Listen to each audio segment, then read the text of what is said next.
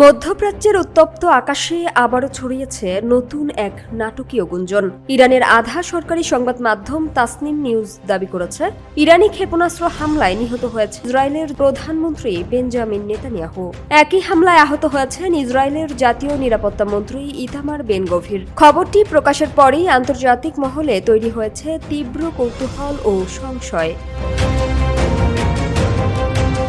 তাসনিমের প্রতিবেদনে বলা হয়েছে, একটি ইরানি ক্ষেপণাস্ত্র সরাসরি নেতানিয়াহুর সরকারি বাসভবনে আঘাত হানে। সেই হামলার পর ঘটনাস্থলেই নিহত হন তিনি। ওই সময় বাড়িতে উপস্থিত ছিলেন ইতামার বেন গভির, যিনি হামলায় আহত হয়েছেন বলেও দাবি করা হয়েছে। তবে এই দাবির পক্ষে শক্ত কোনো প্রমাণ উপস্থাপন করতে পারেনি সংবাদ মাধ্যমটি।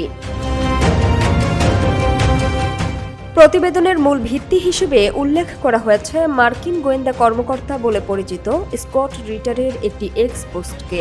গত সোমবার স্কট রিটার নামের একটি অ্যাকাউন্ট থেকে দাবি করা হয়, ইরানি ক্ষেপণাস্ত্র নেতানিয়াহুর বাসভবনে আঘাত হানার পরই তিনি নিহত হন। তবে সংশ্লিষ্ট অ্যাকাউন্টটি সত্যিই স্কট রিটার ব্যবহার করেন কিনা নাকি সেটি ভুয়া তা এখনও নিশ্চিত হওয়া যায়নি।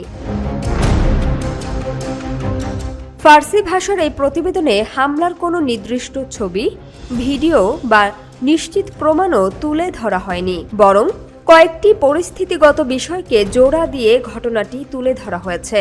যেমন, সাম্প্রতিক সময়ে নেতানিয়াহুর নতুন কোনো ভিডিও প্রকাশ না পাওয়া, তার বাসভবনের আশেপাশে বাড়তি নিরাপত্তা জোরদারের খবর, মার্কিন বিশেষ দূত স্টিভ উইটকফ ও জারেদ কুশনারের একটি কথিত সফর স্থগিত হওয়া এবং ফ্রান্সের প্রেসিডেন্ট এমানুয়েল ম্যাক্রোয়ের সঙ্গে নেতানিয়াহুর একটি ফোনালাপের ফরাসি রেকর্ড, যেখানে কথোপকথনের নির্দিষ্ট তারিখ উল্লেখ নেই। এদিকে ইসরায়েলের প্রধানমন্ত্রীর দপ্তর থেকেও এখনো পর্যন্ত এ বিষয়ে কোনো আনুষ্ঠানিক বক্তব্য দেয়া হয়নি। সরকারি রেকর্ড অনুযায়ী নেতানিয়াহুর নামে সর্বশেষ বিবৃতি প্রকাশ করা হয়েছিল গত 7 মার্চ। সেদিন ইসরায়েলের বীরশেবা এলাকায় ইরানি ক্ষেপণাস্ত্র হামলায় আহত কয়েকজনকে দেখতে গিয়েছিলেন তিনি।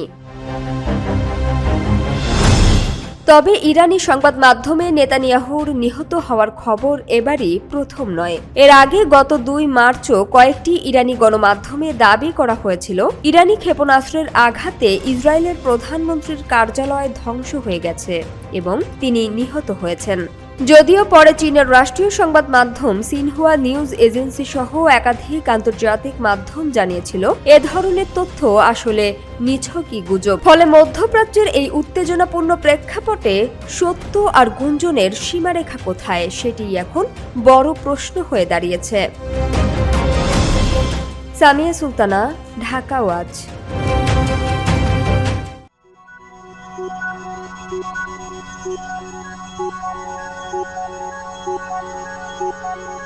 Thank you.